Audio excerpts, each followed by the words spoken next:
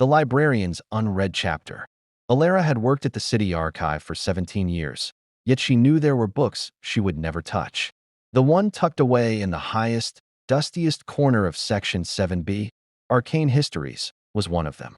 It was bound in plain, rough linen, had no title on the spine, and was secured with a thin, silver chain that ran around the covers and locked with a tiny, almost invisible clasp. One Tuesday, while dusting the high shelves with a long feather duster, Alara's arm brushed the book. The movement wasn't much, but the lock, which had remained steadfast for decades, snapped open with a soft, metallic sigh.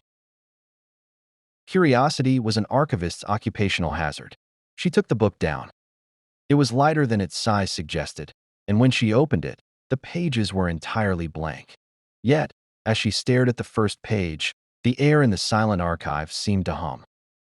Slowly, text began to bleed onto the page, line by line, not in ink, but in a glowing, silvery script that faded almost instantly after forming. The first sentence appeared. The missing piece is not a thing, but a sound. Before Alara could read the next line, a cheerful ding echoed from the front desk.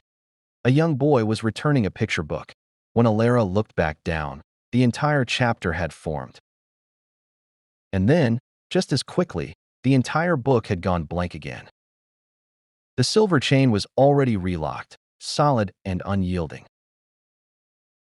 Alara knew the archive would be closed for lunch soon.